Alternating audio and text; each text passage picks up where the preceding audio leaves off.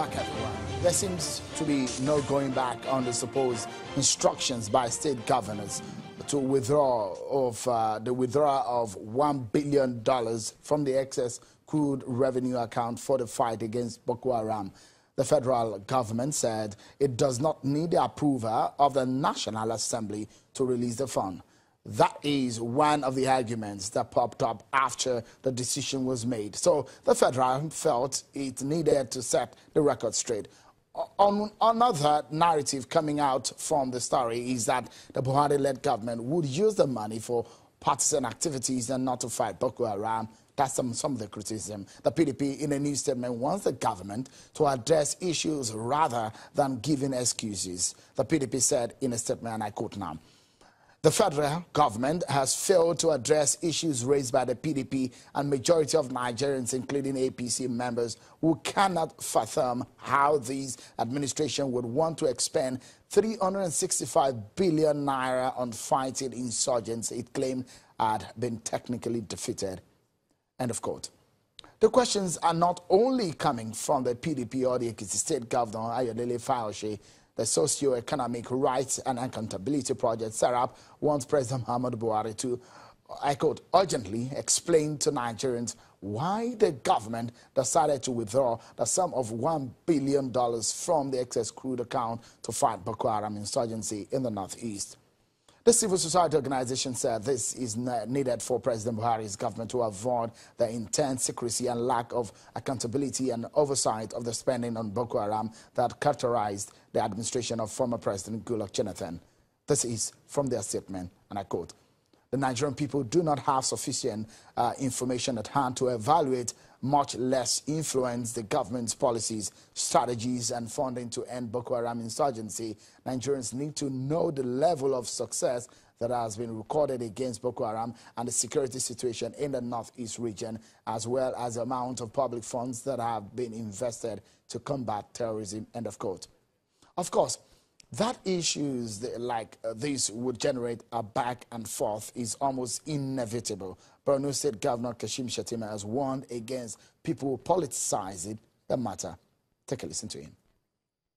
It's very unfortunate where people are reading political motives to the most honorable of intentions. It's a concern given by the Nigeria Governors Forum for the federal government to utilize the $1 billion from the excess crude oil to bring about expedited end to the Boko Haram insurgency. And this is not the first time. It was done when PDP was in power, and they didn't read any political motive to that. But this time around, the only difference is that those funds will not be diverted into political causes, but will be used for the good of the Nigerian armed forces. Maybe this is why they are getting agitated and are fidgeting, because they abused the last process. So they are afraid that maybe we are going to abuse this one. No. The president is known for his probity and for his sense of justice and fairness. If you may perhaps be wondering whether the money is going to be used for, the governors did come out after the NEC meeting to say what exactly the money will be used for. The governor of Edo State was one who spoke on behalf of the governor at the NEC meeting. Here, what exactly the $1 billion is said would be used for if agreed. Well, the presidency or the vice president office had come out to say that issue came on the AOB, what it's called AOB, any other business, at a meeting of NEC, that in fact it has not been totally agreed on and the money is not immediately agreed to be withdrawn. So here what the money is supposed to be used for. With the achievements that have been made to date in the fight against insurgency, particularly in the Northeast, the governors of Nigeria, through the chairman, announced at the NEC meeting that the governors have given permission to the federal government to spend the sum of $1 billion in the fight of insurgency. This money is supposed to be taken from the excess crude account. We expect that the amount will include but not be limited to purchase of equipment, procuring intelligence, logistics, and all what is required. Well then, let's take your conversation forward now. Joining me from our Abuja studio tonight is the national chairman of the National Conscience Party, Alhaji Yunus Tanko, joins the conversation. And of course, we still do have Mr. Tokpe Fasua as a pro-tem national chairman of the new party, NRP. So thank you so much, Alhaji Yunus Tanko, for your time on the program. But first, let me quickly get your take on the multiplicity of political party in Nigeria.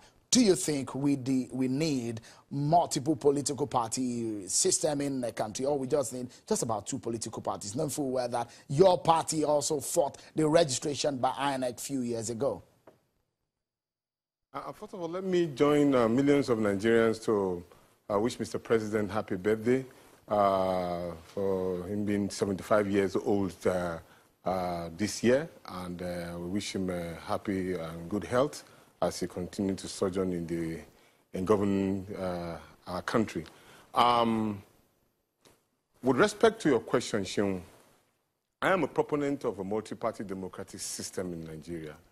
We even went to court to make sure that political parties are freely being registered at will, and making sure that we have multiple political parties that gives room for choice to be made, informed choices and individual choices that we made.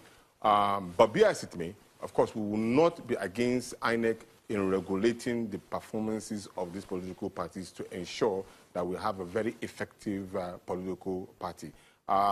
Taking a look at the fact that now, at a point we had about 46 political parties, now we are going to have 67 political parties.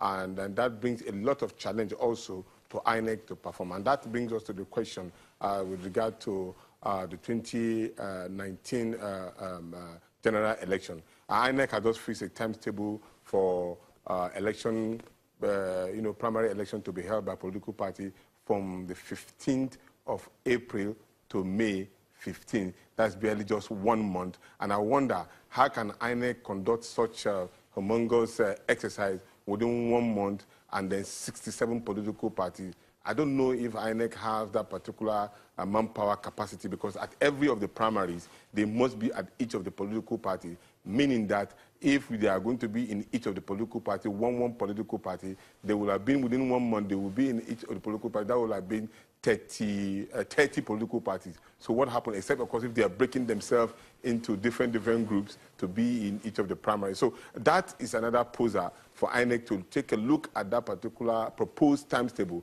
although we have not met with INEC to discuss this possibility or workability of this particular timetable. But these are some of the challenges that we will face with a large number of political parties. But be as it may, we will welcome all of our new political parties into the system. And then at the same time, to tell them that it hasn't been easy, most of us who have been there and remain consistent. But there's a lot to be done in our political system that will help us in having a very virile democracy.